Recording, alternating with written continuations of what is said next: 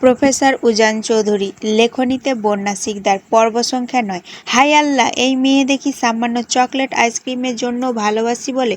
এই পচাবর, আমি একদম চকলেট আইসক্রিমের জন্য ভালোবাসি বলিনি। আমার ক্রাশ বর এতগুলো চকলেট আইসক্রিম চিপস এনে দিয়েছে বলে তাকেই বলেছি।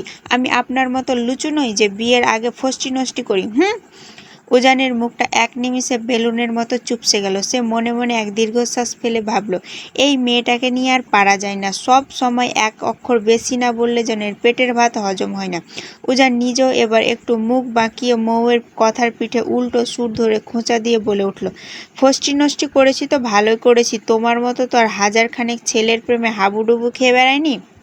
মৌ আইসক্রিমটা মুখের কাছে নিয়ে আচমকা থেমে গেল।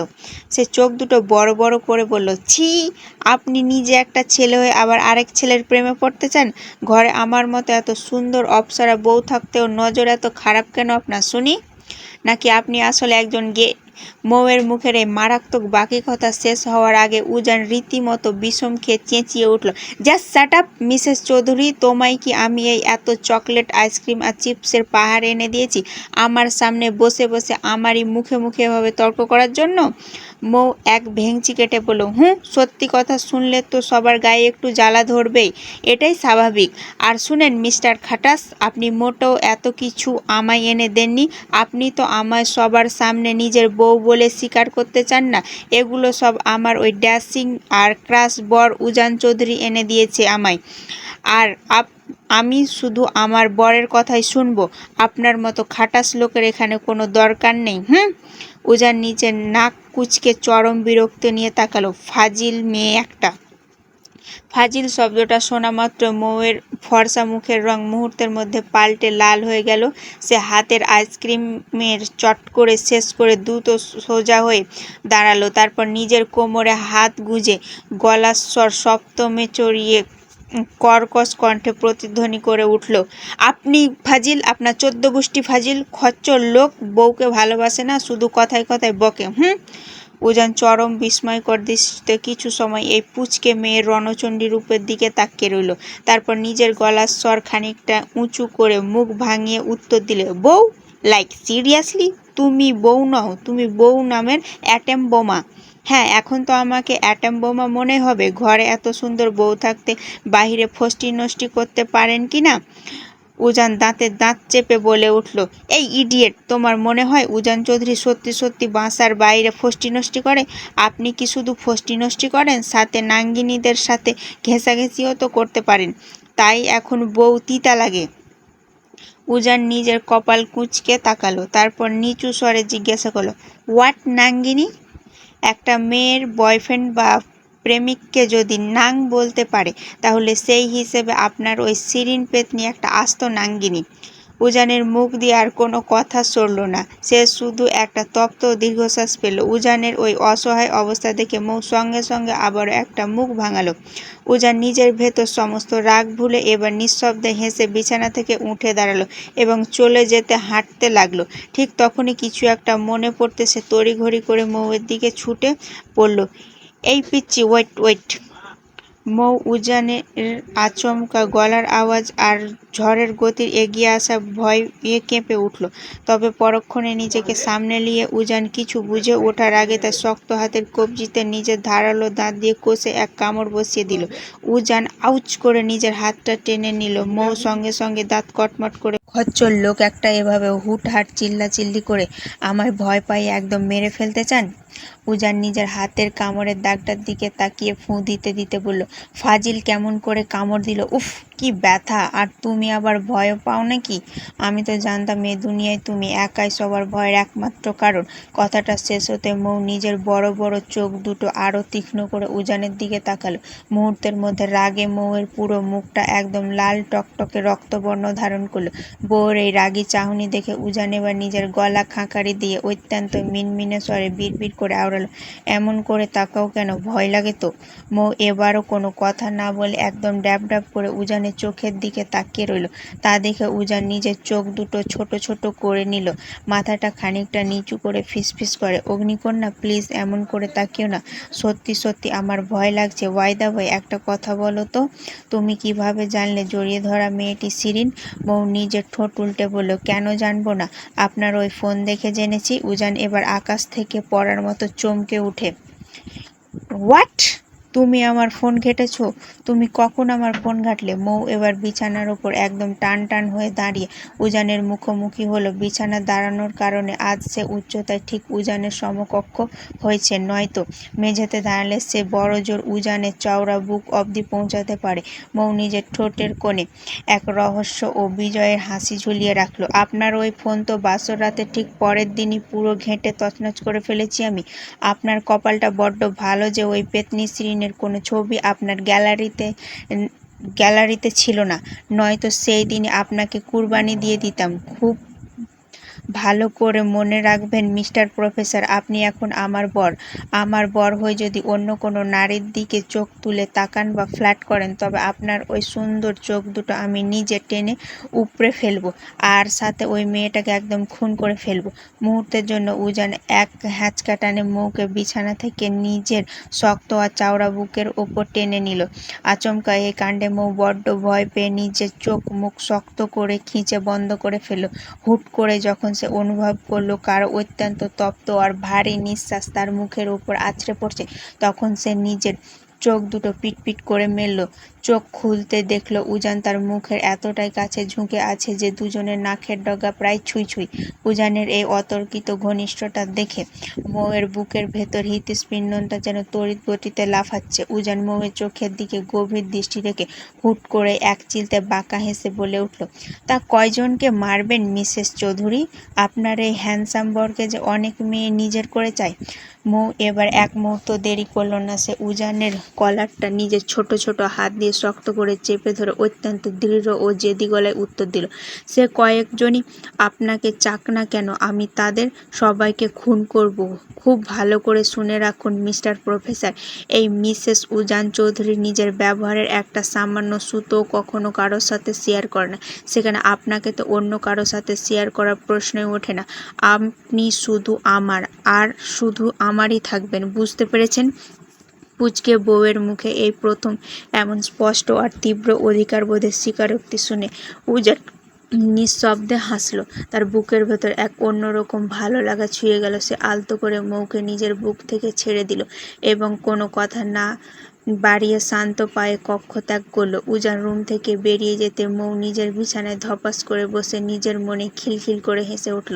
সে স্পষ্ট বুঝতে পারছে তার এই খাটাস বর্তা ইদানিং আর আগের মতো তার ওপর খুব একটা বিরক্ত হয় না, বরং তার এই পাগলামিগুলো এখন বেশ উপভোগ করে। বিকেলে স্নিগ্ধ ও হালকা মিষ্টি বাতাসের মাঝে একা একা হেঁটে চলছে মেহের। সামনে তাদের পরীক্ষা, তাই লাইব্রেরিতে বসে কিছু দরকারি নোটস আর বই পড়তে পড়তে কখন যে বিকেল গড়িয়ে গেছে সে বুঝতে পারেনি। অবশ্য এখন অনেকটা দিন অনেক বড়, সন্ধ্যা হতে এখনো বেশ খানিকটা সময় বাকি আছে। কাঁধে ভারী কলেজের ব্যাগটা ঝুলিয়ে সে ক্লান্তি ভরা পায়ে ধীরে ধীরে পিচঢালা রাস্তার দিকে হেঁটে চলেছে। এই প্রচণ্ড গরমে হেঁটে চলার কারণে তার কপালে বিন্দু বিন্দু ঘাম জমা হয়েছে। অন্য দিনগুলোর তুলনায় আজ গরমটা একটু বেশি পড়েছে। মেহের তখন নিজের মনে হেঁটে যাচ্ছিল, ঠিক তখনই হুট করে পাশে কারো এক দীর্ঘ ছায়া আর চেনা উপস্থিতি টের পেল। সে চমকে পাশে ফিরে তাকাতেই দেখে তার ঠিক গা ঘেঁষে হেঁটে চলেছে ইফাত চৌধুরী। ইফাতকে এই অসময়ে হুট করে নিজের ঠিক পাশে দেখতে পেয়ে মেহের চোখ দুটো বিস্ময়ে বড় বড় হয়ে গেল। ইফাত মেহের এই থতমত খেয়ে যাওয়া মুখটা দেখে ঠোঁটের কোণে এক মুচকি হাসি ঝুলালো। তারপর মেহেরের কিছু বুঝে ওঠার আগে চোখের পলকে তার কাঁধ থেকে ভারী ব্যাগটা নিজের হাতে টেনে নিল। অর্ধপর মেহেরের পায়ে পা মিলিয়ে একদম তাল মিলিয়ে হাঁটতে লাগলো। মেহের চরম অস্বস্তিতে পড়ে এদিক ওদিক তাকিয়ে তোতলামি কণ্ঠে বলে উঠল, আপনি এখানে? আর আমার ব্যাগ এভাবে আপনাকে নিয়ে যেতে হবে না, আমি নিজেই নিজের ব্যাগ ক্যারি করতে পারি। দিন ওটা। ইফাত মেহেরের কথা শুনে সাথে সাথে মাঝ রাস্তায় থমকে দাঁড়িয়ে গেল। সে নিজের জোড়া ভ্রু কুঁচকে গম্ভীর কণ্ঠে জিজ্ঞাসা করলো, এই যে মিস মেহের, আমি তোমার চেয়ে বয়সে বড় নাকি তুমি আমার চেয়ে বড়? মেহের মাথা নিচু করে আমতা আমতা করে বলল, আপনি বড়? গুড, তাহলে আমি যা বলবো তুমি ঠিক তাই করবে। কোনো তর্ক করবে না, চুপচাপ হাঁটো। ইফাত আবার হাঁটতে শুরু করে আলতো হেসে বলল, আর একটা গুড নিউজ শুনো, আমি কিন্তু এখন থেকে নিয়মিত বাবার সাথে অফিসে যাব। আজকেও গিয়েছিলাম, প্রথম দিন তো, তাই কাজগুলো বুঝতে একটু কষ্ট হয়েছে, তবে ধীরে ধীরে সব ঠিক হয়ে যাবে, কি বলো? মেহের নিজের শুকনো ঢোক গিলে অত্যন্ত নির্লিপ্ত গলায় উত্তর দিল, সেটা আমাকে কেন বলছেন? ইফাত এক পলক মেহেরের স্নান মুখের দিকে তাকালো। তোমাকে বলবো না তো আর কাকে বলবো শুনি? আমি কিভাবে জানবো কাকে বলবেন? আর প্লিজ আমার ব্যাগটা এবার আমায় দিয়ে দিন। ভাইয়া আমাকে বলে দিয়েছে রাস্তায় চেনা অচেনা কোনো ছেলের সাথে যেন বেশি কথা না বলি।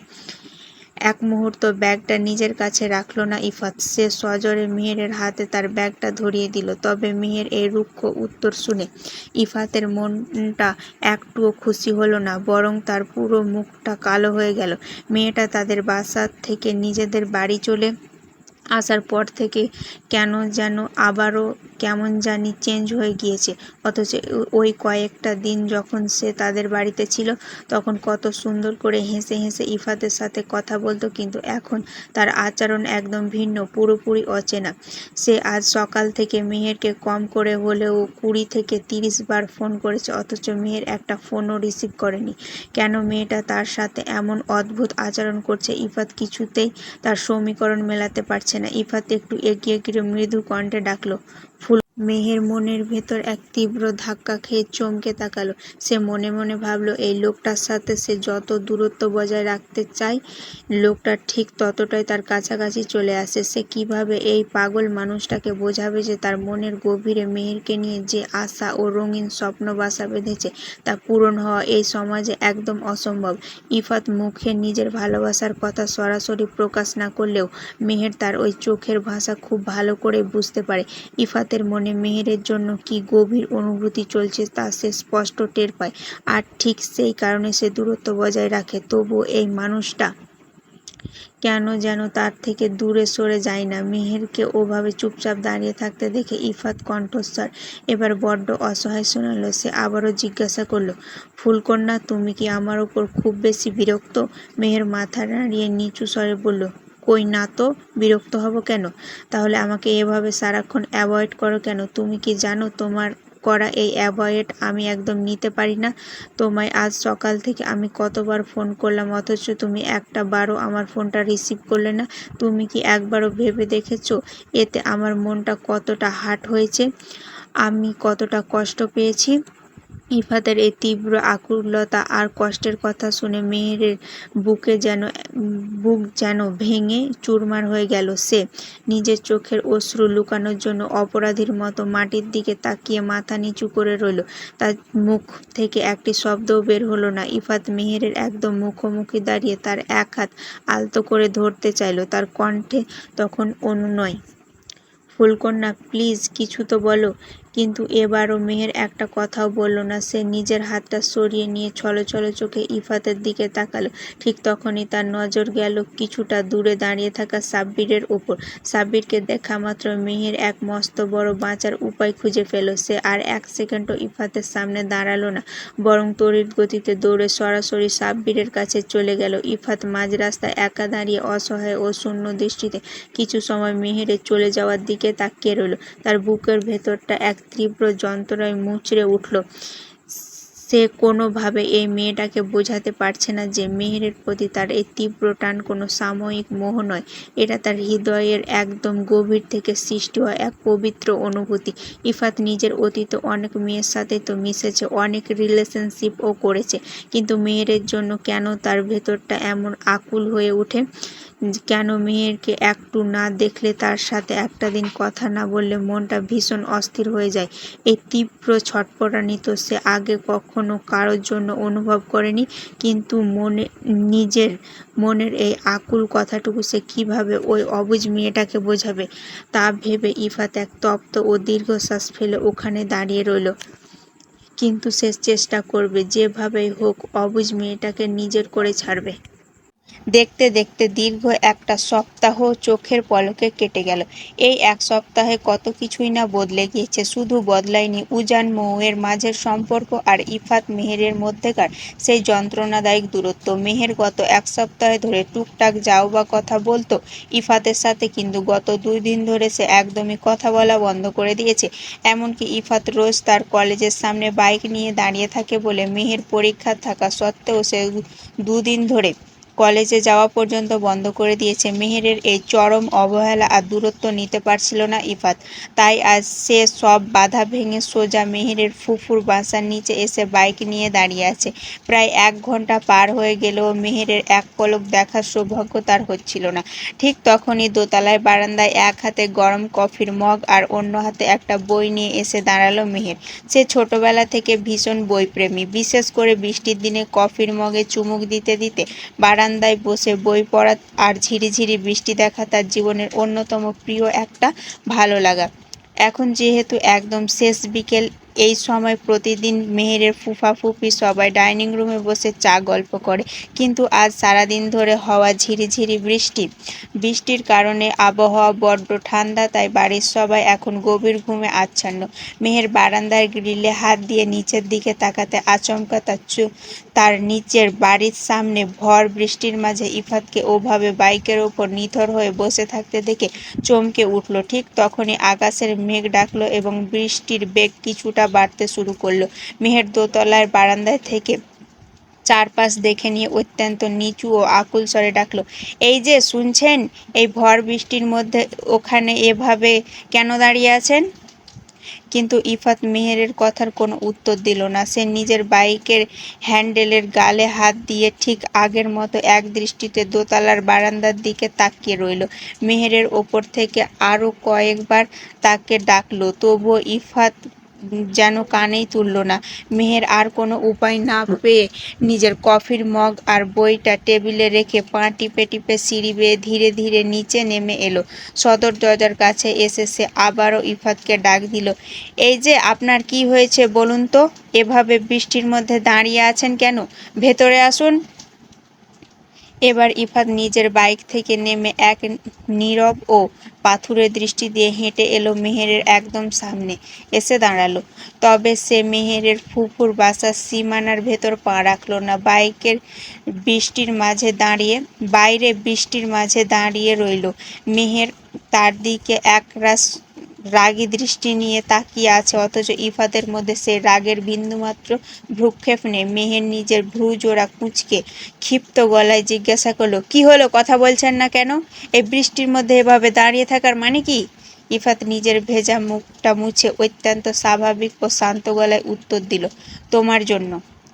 কিন্তু ইফাতের এই ছোট্ট ও সহজ উত্তর শুনে মেহেরের মন বিন্দুমাত্র খুশি হতে পারল না।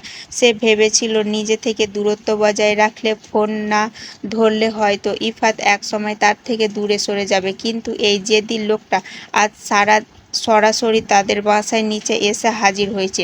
সে খানিকটা রাগান্বিত হয়ে বলল, আমার জন্য মানে? আমি কি আপনাকে একেবারে জন্য বলেছি যে আপনি আমাদের বাসার নিচে এসে এভাবে দাঁড়িয়ে থাকবেন? হ্যাঁ? ইফাত বৃষ্টির মাঝে মেহেরের চোখের দিকে তাকিয়ে তপ্ত হেসে বলল, তুমি তো এটাও বলনি যে এখানে এভাবে দাঁড়িয়ে থেকো না। মেহের ইফাতের মতো জেদি এই ছেলের কথা শুনে এক দীর্ঘ তপ্ত নিঃশ্বাস ফেলল। আকাশের মেঘ যেন আজ তাদের মনের কথার সাথে তাল মিলিয়ে ডাকছে। বৃষ্টির গতি ধীরে ধীরে আরও বাড়তে লাগলো, কিন্তু তবুও ইফাত এক চুলও নড়ল না। এতে মেহের এবার বেজায় চটে গিয়ে চেঁচিয়ে উঠল, আরে আপনি পুরো ভিজে যাচ্ছেন তো, ভেতরে আসুন। এভাবে আর কিছুক্ষণ দাঁড়িয়ে থাকলে নির্ঘাত জ্বর চলে আসবে আপনার। ইফাত এবার মেহেরের মুখের দিকে এক অদ্ভুত দৃষ্টিতে তাকিয়ে ফিসফিসিয়ে বলে উঠল, আমার কবে হবে? ইফাতের এই কথার আগাগোড়া কিছুই মাথায় ঢুকল না মেহেরের। সে কপাল কুঁচকে অবাক হয়ে জিজ্ঞাসা করল, কি বললেন? বৃষ্টির ভার পানির ইফাতের ভেজা চুল ছুঁয়ে কপাল বেয়ে তার ধারালো নাকের ডগা দিয়ে নিচে গড়িয়ে পড়ছে।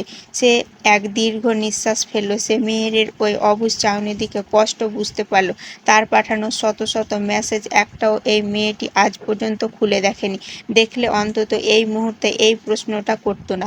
ইফাত নিজের মনে হাসল। দুনিয়ায় তার চেয়ে কম ধৈর্যশীল ছেলে বোধহয় দুটো নেই। অথচ এই মেহের নামের মেয়েটার বেলায় তার ভেতর এত ধৈর্য, এত অপেক্ষা কোথা থেকে আসে সে নিজেও জানে না। ভালোবাসা বোধহয় আসলে মানুষকে এভাবে বদলে দেয়। ইফাত এবার নিজের ভেজা চোখ দুটো সোজা তুলে মেহেরের চোখের মণিকোঠরায় স্থির করল।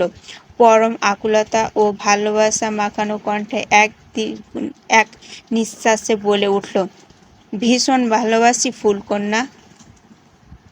ইফাতের মুখ থেকে এই একটা শব্দ শোনা মাত্র মেহেরের পায়ের তলার মাটি যেন এক নিমিষে সরে গেল। সে পুরো স্তব্ধ ও নিথর হয়ে দাঁড়িয়ে রইল। সে নিজের স্বপ্নেও কখনো ইফাতের কাছ থেকে এত বড় একটা প্রশ্নের মুখোমুখি হবে তা আশা করেনি। সে ভেবেছিল কোনো এক দূর ভবিষ্যতে হয়তো এমন পরিস্থিতির সৃষ্টি হতে পারে, কিন্তু সেই কাঙ্ক্ষিত ও ভয়ঙ্কর দিনটি যে এত তাড়াতাড়ি আসবে তা মেহেরের কল্পনার বাইরে ছিল। সে নিজে শুকনো ঢোক গিলে মনের ভেতরে তীব্র কম্পনটা লুকিয়ে মুখখানা যতটা সম্ভব শক্ত ও কঠিন করে বলল, কি বললেন আপনি? ইফাত এবার মেহেরের এক হাত নিজের ভেজা হাতের মুঠোয় নিয়ে পরম আকুতি নিয়ে আওড়ায়, তোমায় আমি প্রেমিকা নয় বউ করে ঘরে তুলতে চাই ফুলকন্যা, বিয়ে করবে আমায়? ইফাতের এই সরাসরি বিয়ের প্রস্তাবে মেহেরের বুকের ভেতরে এক মস্ত বড় ভূমিকম্পের। ইফাত এবার মেহেরের এক হাত নিজের ভেজা হাতের মুঠোয় নিয়ে পরম আকুতি নিয়ে আওড়ায়, তোমায় আমি প্রেমিকা নয় বউ করে ঘরে তুলতে চাই ফুলকন্যা, বিয়ে করবে আমায়? ইফাতের এই সরাসরি বিয়ের প্রস্তাবে মেহেরের বুকের ভেতর যেন এক মস্ত বড় ভূমিকম্প কেঁপে উঠল। তার শরীরে আর দাঁড়িয়ে থাকার মতো কোনো শক্তি অবশিষ্ট রইল না। এই কাঙ্ক্ষিত প্রশ্নের উত্তর সে কি দেবে তা কিছুতেই ভেবে পেল না সে। তার নিজের অতীতে সে অন্ধকার অতীত, সমাজের সেই চাবুক আর নিজের কলঙ্কের কথা এক নিমিষে তার চোখের সামনে ভেসে উঠল। সে নিজের চোখের জলটুকু কোনো মতে চেপে রেখে আমতা আমতা করে কাঁপা গলায় বলল, আপনি যেটা চাচ্ছেন সেটা কোনো দিন পসিবল নয়, তাই চলে যান এখান থেকে, আর কোনো দিন আসবেন না আমার সামনে। এই বলে ইফাতের মুখের সামনে মেহের দরজা আটকে দিল। ইফাত কিছু সময় সেভাবে তাকিয়ে রইল। সে কিভাবে বাঁচবে মেয়েটাকে ছাড়া? মেয়েটা কি কোনো দিন বুঝবে না তার গভীর ভালোবাসা? প্রফেসর সাহেব, I love you so much. পড়ার টেবিলের খাতার ওপর দুই হাত রেখে নিজের চিবুকটা ঠেকিয়ে হুট করে অত্যন্ত মিষ্টি সুরে উজানের দিকে তাকিয়ে কথাটা বলে উঠল মৌ। উজান তখন হাতে কলম নিয়ে অত্যন্ত মনোযোগ দিয়ে ফিজিক্সের একটা ম্যাথ মৌকে বোঝাচ্ছিল। মৌয়ের মুখ থেকে এমন অসময়ে রোমান্টিক বাণী শুনে উজান নিজের হাতের কলমটা টেবিলের ওপর খটাস করে রেখে রাখলো। তারপর চোখ দুটো বড় বড় করে কড়া গলায় ধমকে উঠল, থাপ্পড় দিয়ে তোমার সব কটা দাঁত ভেঙে দেবো বেয়াদব মেয়ে, দিন দিন ফাজিল হয়ে যাচ্ছ। পড়ার সময় এই সব আজাইরা ফালতু কথা তোমার এই পুচকে মাথায় আসে কি করে? হ্যাঁ, চুপচাপ যে ম্যাথটা করাচ্ছি ওটাতে মনোযোগ দাও। উজানের এমন রাগান্বিত ধমক খেয়ে মৌ নিজের মুখটা বেলুনের মতো চট করে চুপসে নিল। পড়াশোনা জিনিসটা তার ছোটবেলা থেকে বরাবরই চরম অপছন্দের। সে তো মনে মনে ভেবেছিল যখন বিয়েটা হয়ে গেছে তখন অত্যন্ত এই খাতা কলমের অত্যাচার থেকে চিরকালের মতো মুক্তি পাবে, কিন্তু এখন তো দেখছে পুরো উল্টো পুরাণ। খুদ বরের কাছে প্রতিদিন রাতে তাকে টিউশনি পড়তে হচ্ছে।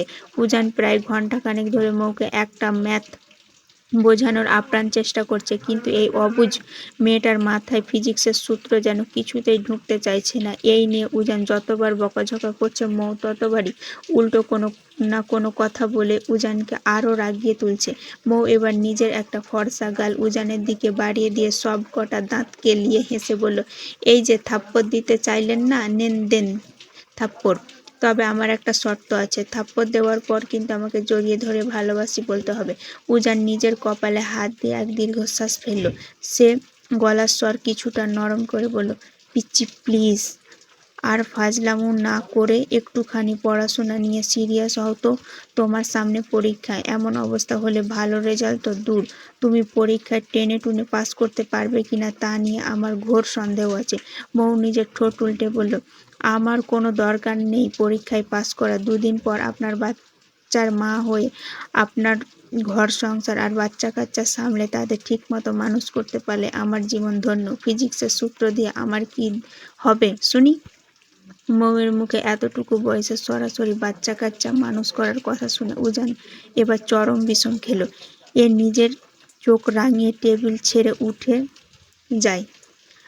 দাঁড়াও ফাজিল মেয়ে, তোমাকে আজ আমি মজা দেখাচ্ছি। কিন্তু উজান কিছু করার জন্য এগিয়ে আসার আগে মৌ খিলখিল করে হেসে টেবিল ছেড়ে এক লাফে উঠে দাঁড়ালো। সে নিজের ওড়নাটা সামনে নিয়ে হুট করে রুমের দরজার দিকে এক দৌড় দিল। উজান তড়িঘড়ি করে বিছানার পাশ থেকে চিৎকার করে উঠল, এই পিচ্ছি দৌড়িও না, পড়ে গিয়ে ব্যথা পাবে। সত্যি সত্যি বলছি, দাঁড়াও। মৌ উজানের সেই উপকারী বারণ নিজের কানে তুলল না। সে যেই না হাসতে হাসতে দরজার কাছাকাছি পৌঁছালো অমনি ঠাস করে শক্ত মেঝের ওপর আছাড় খেয়ে পড়ে গেল। উজান আর এক সেকেন্ডও দেরি না করে ঝড়ের গতিতে এগিয়ে গেল। মৌকে মেঝে থেকে নিয়ে মৌ মেঝেতে পড়ে গিয়ে বোকার মতো ফ্যালফ্যাল করে উজানের মুখের দিকে তাকিয়ে রইল। মনে মনে ভাবল, ইস, কেন যে এই খিটখিটে মানুষটার কথা শুনতে গেল না। এখন তো সত্যি খুব ব্যথা পেল। উজান কোনো কথা না বলে অত্যন্ত সাবধানে নিজের দু হাত দিয়ে মৌকে পাঁজা কোলে তুলে নিল। তারপর ধীর পায়ে এসে বিছানার উপর বসিয়ে দিল। সে নিজের দাঁতে দাঁত চেপে রাগটা নিয়ন্ত্রণ করে নিল। আমার কথা শুনলো না কেন বলো তো? এত তেড়ামি কে করে শুনি? নারী এমন একটা শব্দ যা শুরু হয়েছে না দিয়ে। তারপরও কিভাবে আশা করেন যে আপনাদের কথা আমরা অক্ষরে অক্ষরে শুনব? কথাটা বলে মৌ নিজের সব কষ্ট ভুলে আবারও ফিক করে হেসে দিল। উজান তার দিকে এক তীব্র ও রাগী চাহনি নিক্ষেপ করতেই সে চট করে নিজের মুখে হাত দিয়ে চুপ হয়ে গেল। মৌ এবার খানিকটা উজানের দিকে ঝুঁকে এসে চোখ টিপে ফিসফিস করে জিজ্ঞাসা করলো, রাগ করলেন? আস্ত একটা নির্লজ্জ মেয়ে তুমি। এত বড় আছাড় খেয়ে ব্যথা পেলে অথচ এখনো বসে বসে দাঁত কেলাচ্ছ। সারাদিন ফোন দেখে যত সব আজগুবি আর তেড়ে বেড়ে কথা শেখা, তাই না? আজ থেকে তোমার ফোন হাতে দেওয়া সম্পূর্ণ ব্র্যান্ড। আস্ত একটা নির্লজ্জ মেয়ে তুমি। এত বড় আছাড় খেয়ে ব্যথা পেলে অথচ এখনো বসে বসে দাঁত কেলাচ্ছ। সারাদিন ফোন দেখে যত সব আজগুবি আর তেড়া বেঁকা কথা শেখা, তাই না? আজ থেকে তোমার ফোন হাতে নেওয়া সম্পূর্ণ ব্র্যান্ড। উজান কড়া সুরে বলল। মৌ এবার উজানের শার্টের কলারটা আলতো করে ধরে টেনে আদুরে গলায় বলল, আই লাভ ইউ শাশুড়ির হ্যান্ডসাম ছেলে। উজান এবার নিজের দুই হাত দিয়ে মাথা চেপে ধরে বিছানার কোণে বসে পড়ল। এই মেয়েটাকে কোনো ব্যাকরণ বা ফিজিক্সের সূত্র দিয়ে সামলানো তার পক্ষে কোনোভাবেই সম্ভব নয়। সে মৌয়ের এই মিষ্টি যন্ত্রণাদায়ক অত্যাচারে অতিষ্ঠ হয়ে ঘর থেকে উঠে দাঁড়ালো। আর এক মুহূর্ত দাঁড়ালো না। সে দ্রুত পা ফেলে রুম থেকে বেরিয়ে গেল। রাত তখন অনেক গভীর। পুরো চৌধুরী বাড়ি এখন নিস্তব্ধতায় ডুবে আছে। উজান রুম থেকে বেরিয়ে নিজের ভেতরের অস্থিরতা কমাতে ধীর পায়ে বাড়ির পেছনে থাকা সেই পুরনো পুকুর পাড়ের দিকে এগিয়ে গেল। এই জায়গাটা একসময় বিশেষ করে তার স্কুল কলেজের লাইফে ভীষণ প্রিয় ছিল। একা একা বসে চাঁদ দেখা আর ডায়েরি লেখার এক মস্ত বড় আশ্রয় ছিল এই পুকুর পাড়। তবে 14 বছর আগের সেই কাল রাতের পর থেকে এখানে আর তেমন একটা আশা হয় না তার। উজান তখন পুকুর পাড়ের ঘাটে গিয়ে দাঁড়িয়ে এক দীর্ঘশ্বাস ফেল। ঠিক তখনই তার মনে হলো পেছনে ছায়ার মতো কেউ একজন দাঁড়িয়ে আছে। সে সাথে সাথে সজোরে পেছনে ফিরে তাকালো। দেখলো মৌ ঠিক চোরের মতো পা টিপে টিপে তার পিছু পিছু এত দূর চলে এসেছে। তাকে ওভাবে দেখে উজান নিজের জায়গায় স্তম্ভিত হয়ে গেল। সে নিজের দুই হাত বুকের ওপর আড়াআড়ি ভাবে বেঁধে জোড়া ভ্রু কুঁচকে অত্যন্ত গম্ভীর কণ্ঠে জিজ্ঞাসা করলো, প্রবলেম কি তোমার? মাঝরাতে এখানে চোরের মতো আমার পিছু পিছু আসার মানে কি? একটু আগে মাত্র আছাড় খেয়ে ব্যথা পেয়েও তোমার কি একটুও শিক্ষা হয়নি? মৌ ধীর পায়ে হেঁটে এসে উজানের একদম সামনে দাঁড়ালো। সে নিজের পায়ের আঙুলের ওপর ভর দিয়ে একটু উঁচু হয়ে উজানের মুখের কাছাকাছি নিজের মুখটা নিয়ে গেল। তারপর এক গাল হাসি ফুটিয়ে আওড়ালো, আমার দুলহাজান। যেখানে ওনার এই পুচকে বউটাও ঠিক ওনার পিছু পিছু সেখানে আসবে। ফাজলামো করো না পিচ্ছি, অনেক রাত হয়েছে, এখনই রুমে যাও। যাব না। কি করবেন আপনি শুনি? দেখো পিচ্ছি, আমার মাথাটা অলরেডি গরম হয়ে আছে, দয়া করে আমার রাগটা আর বাড়িও না। যাও এখান থেকে, তোমার এই সারাদিনের যন্ত্রণা আর পাগলামি আমি আর নিতে পারছি না। উজান কথাটি কিছুটা কড়া সুরে বলতে মৌয়ের মুখের সেই চপল হাসিটা এক নিমিষে মিলে গেল। সে অত্যন্ত করুণ ও অসহায় চোখে উজানের চোখের দিকে তাকিয়ে ভাঙা গলায় জিজ্ঞাসা করল, আমি কি আপনাকে শুধু সারাদিন যন্ত্রণাই দেই? আপনাকে একটুও ভালোবাসি না? মৌয়ের ওই বুক ভাঙা অসহায় স্বরের আকুল প্রশ্নটা উজানের কানে কোনো এক তীব্র বজ্রের মতো গিয়ে বাজতে লাগলো। সে খুব ভালো করে টের পাচ্ছে তার এই রুক্ষ আর কঠিন কথায় মেয়েটা বড্ড বেশি কষ্ট পেয়েছে, কিন্তু উজানের নিজেরও তো আর কিছু করার নেই। যে মেয়েটাকে সে নিজের মনের ভেতর থেকে ভালোবাসতে পারছে না, যাকে নিজের অর্ধাঙ্গিনী হিসেবে এখনো মেনে নিতে পারছে না, তাকে মিছে মায়ার জালে জড়িয়ে নিজের দিকে টেনে এনে ভবিষ্যতে আরও গভীর কোনো আঘাত দিতে চায় না সে। আর ঠিক সেই কারণে সে মৌয়ের সাথে সব সময় এমন রুড আর রুক্ষ বিহেভিয়ার করে। কিন্তু এই অবুঝ মেয়েটা তো সেই গভীর সমীকরণ বোঝে না। উজান নিজের মনের সমস্ত আবেগ পাথর চাপা দিয়ে মৌয়ের ছলছলে চোখের দিকে তাকিয়ে অত্যন্ত শীতল ও দৃঢ় গলায় বলে উঠল, কিন্তু আমার তোমার ওই সস্তা ভালোবাসার বিন্দুমাত্র প্রয়োজন নেই। এই উজান চৌধুরীর লাইফে আজ শুধু তুমি কেন, কোনো নারীর কোনো জায়গার প্রয়োজন নেই। এই উজান চৌধুরী নিজের অতীতে একাই বাঁচতে শিখেছে আর চিরকাল একাই বাঁচতে পারে। তার লাইফে কোনো মানুষের সান্নিধ্যর প্রয়োজন নেই, আর না আছে কারো ভালোবাসার দরকার। আমি এই ভালোবাসা শব্দটাকে পৃথিবীর সবচেয়ে বেশি ঘৃণা করি। এই একটা মাত্র মিথ্যা শব্দ একসময় আমার পুরো লাইফটা তছনছ করে ধ্বংস করে দিয়েছিল। উজানের মুখ থেকে আমি আমার জীবনে আর দ্বিতীয়বার একই ধ্বংসলীলা দেখতে চাই না। সো প্লিজ আমাকে আমার মতো একটু একা থাকতে দাও, আমি তোমায় রিকোয়েস্ট করছি। উজানের মুখ থেকে ঘৃণা আর একলা থাকার এই নিষ্ঠুর দাবি শোনা মাত্র মৌয়ের চোখের বাঁধ ভেঙে গেল। তার দু চোখ বেয়ে অজস্র অশ্রুধারা গাল বেয়ে টপ টপ করে নিচে গড়িয়ে পড়তে লাগলো। সে এক পা এগিয়ে এসে উজানের শার্টের বুকটা খামচে ধরে অত্যন্ত ব্যাকুল ও কাঁদতে কাঁদতে ডুকরে উঠল, কিন্তু আমার যে আপনাকেই চাই প্রফেসর সাহেব, শুধু আপনাকেই চাই আমার এই জীবনে। আমি সারা জীবন আপনার ওই শক্ত বুকটার আলিঙ্গনে আবদ্ধ থেকে। ভুল ত্রুটি ক্ষমা দৃষ্টিতে দেখবেন এবং ভালো লাগলে অবশ্যই চ্যানেলটা সাবস্ক্রাইব করবেন।